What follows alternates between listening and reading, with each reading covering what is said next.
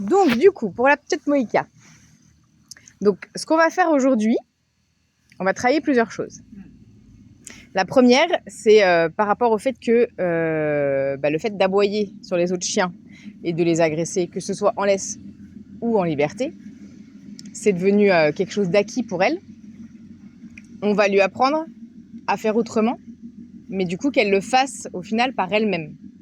C'est-à-dire que dans ce que vous m'aviez aussi expliqué, vous souhaitiez que elle ignore, les chiens, en tout cas qu'elle trace sa route et qu'il n'y ait pas forcément besoin tout le temps de lui dire tu laisses. Oui.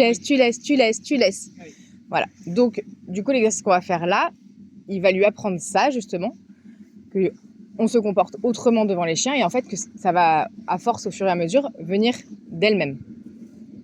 Donc pour ça, on va attacher Moïka à un arbre.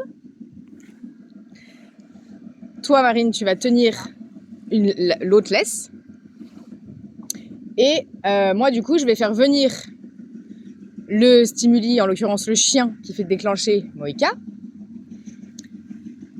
Quand elle va se mettre à aboyer et à vouloir agresser, toi, tu vas lâcher la laisse et tu vas disparaître. Celle-ci. Oui.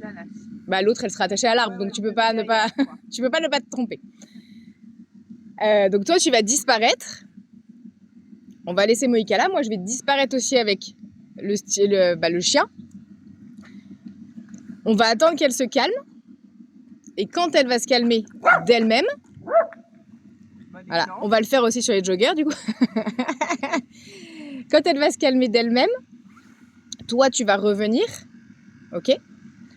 Tu vas la récompenser pour lui dire ça, c'est ok. Et moi, je vais revenir aussi avec le stimuli, avec le chien.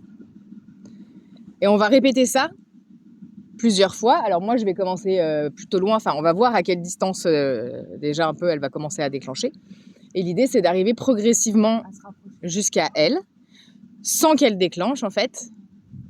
Et à chaque fois qu'elle déclenche, tu disparais, le stimuli disparaît. Quand elle se calme d'elle-même, on revient, on récompense, etc., etc. Ok? C'est clair? Ouais. Vous avez des questions? Non, c'est bon. Ok. Bon, et ben on va mettre en place et puis je vais. Ouais, après peut-être que toi tu peux t'écarter un peu, aller vers le banc ou voilà, avec la petite. Donc on va faire ça et puis après je vais vous expliquer un autre exercice qui sera à faire à la maison